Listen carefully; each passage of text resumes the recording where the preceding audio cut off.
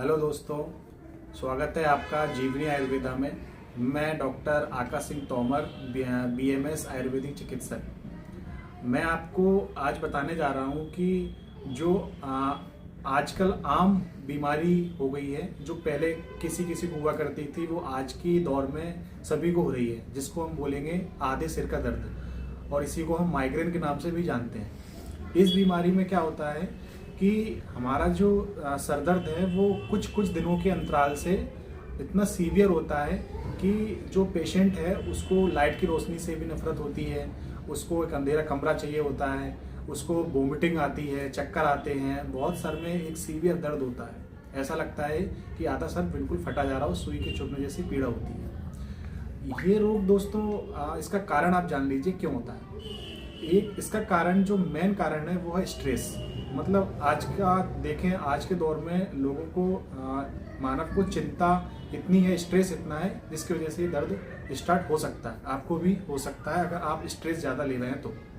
दूसरा जो मेन कारण है वो है एनसेड्स। मतलब जो हम इस सर दर्द को रोकने के लिए या कहीं दूसरे दर्द को रोकने के लिए जो दवाएं खा रहे हैं, ज़्यादा उनका अत्यधिक सेवन जो है वो माइग्रेन को बढ़ाता है, उसको ट्रिगर करता है।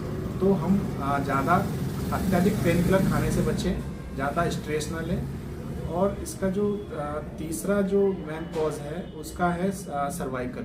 मतलब जो हमारे गर्दन की जो नस होती है, अगर वो कहीं ना कहीं थोड़ी सी कंप्रेस हो रही है तो उसकी वजह से भी हमारे सर में दर्द हो सकता है। ये 3 कॉज होते हैं। उसके अलावा अगर मैं बोलूँ तो ज़्यादा देर तक भूखे रहना, ये एक कॉज हो सकता है ना। ये मैं सामान्य कॉज बता रहा हूँ, जो एक नॉर्मल व्यक्ति को भी, जिसकी वजह से, इनकी वजह से सर दर्द हो सकता है। और महिलाओं में अगर मैं बात करता हूँ तो महिलाओं में पीरियड्स के दौरान, मतलब पीरियड्स का इरेगुलर होना, हार्मोनल इम्बैलेंसी, इसका मेन कारण बन सकता है।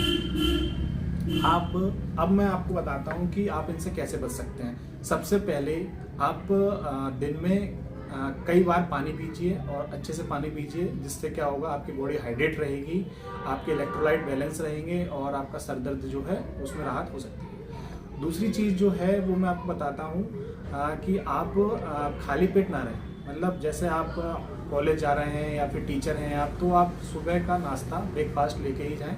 अगर आप ब्रेकफास्ट करते हैं तो आपको ग्लूकोज की कमी नहीं होगी, और अपना जो ब्रेन है उसका फंक्शन अच्छे से होगा, सर में दर्द नहीं होगा।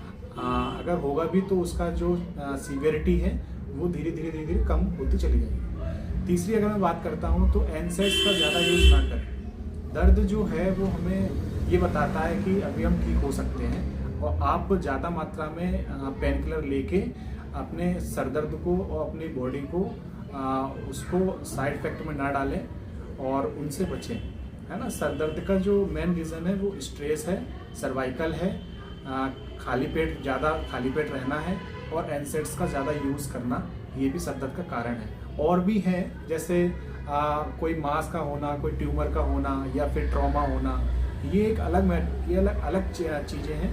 एक जो सामान्य रोग, सामान्य जो पेशेंट है, जो इंसान है, उसमें ये जो 15-15 दिन से 1-1 महीने से जो दर्द सर में होता है, उसके मैंने कॉज बताए।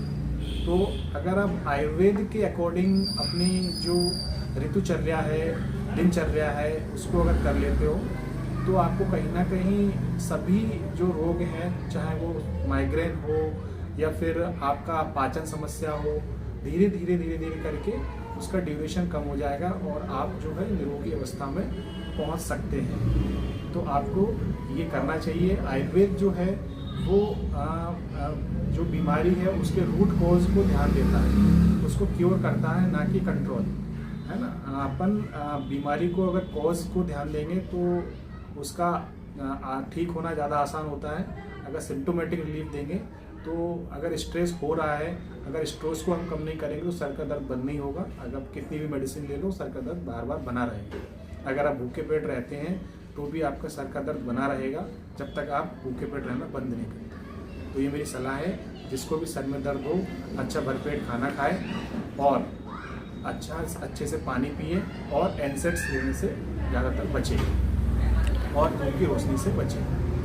दूसरी चीज़, अगर आप मुझसे परामर्श लेना चाहते हैं तो जीवनी आयुर्वेदा ग्वालियर पिंटू पार्क के पास रचना नगर में मैं प्रैक्टिस करता हूँ, और मेरा मोबाइल नंबर स्क्रीन पे आ रहा होगा, आप उससे मुझसे कांटेक्ट कर सकते हैं।